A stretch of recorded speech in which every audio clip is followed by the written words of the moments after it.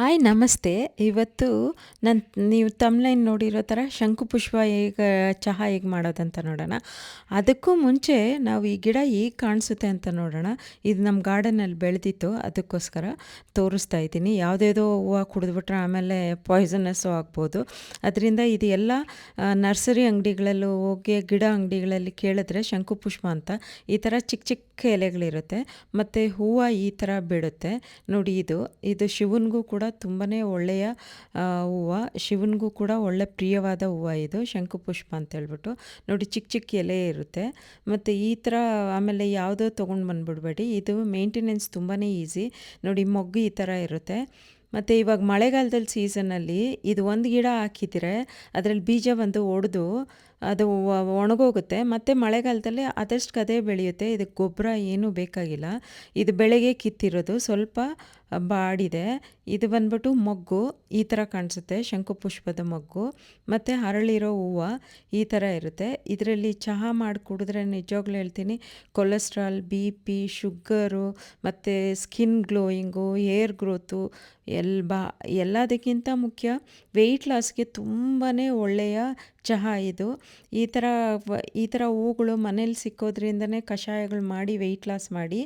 ಹೊರಗಡೆದು ಏನೇನೋ ಮಾರ್ತಾರಲ್ಲ ವೆಯ್ಟ್ ಲಾಸ್ಗೆ, ಅದೆಲ್ಲ ಕುಡಿದ್ರೆ ಎಲ್ತ್ ಹಾಳಾಗ್ಬಿಡುತ್ತೆ.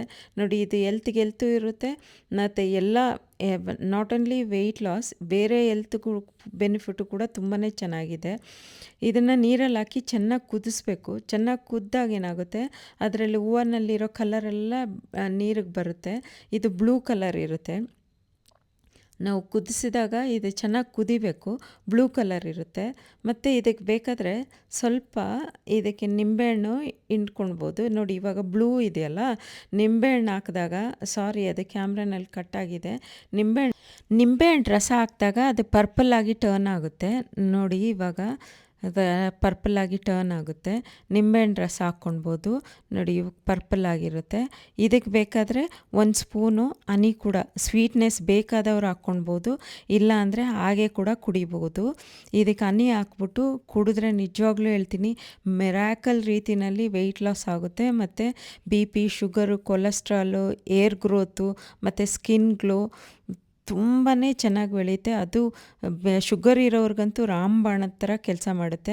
ನೋಡಿ ಎಲ್ತು ಕೂಡ ವೆಯ್ಟ್ ಲಾಸು ಕೂಡ ಈ ಥರ ಡ್ರಿಂಕ್ಸ್ನ ಮಾಡ್ಕೊಂಡು ಕುಡಿಯೋದ್ರಿಂದ ನಮಗೆ ನ್ಯಾಚುರಲಾಗಿ ವೆಯ್ಟ್ ಲಾಸ್ ಮಾಡಿದ್ರೂ ಕೂಡ ಎಲ್ತಿಯಾಗಿ ಕಾಣಿಸ್ತೀವಿ. ಯಾವುದೋ ಕೆಮಿಕಲ್ನ ಕುಡಿದು ಹಾಳು ಮಾಡೋಕ್ಕಿಂತ ಈ ಥರ ಪಾನೀಯಗಳನ್ನ ಮಾಡ್ಕೊಂಡು ಕುಡೀರಿ. ನಿಮಗಿಷ್ಟ ಆದರೆ ಸಬ್ಸ್ಕ್ರೈಬ್ ಮಾಡಿ, ಲೈಕ್ ಮಾಡಿ, ಶೇರ್ ಮಾಡಿ. Thank you.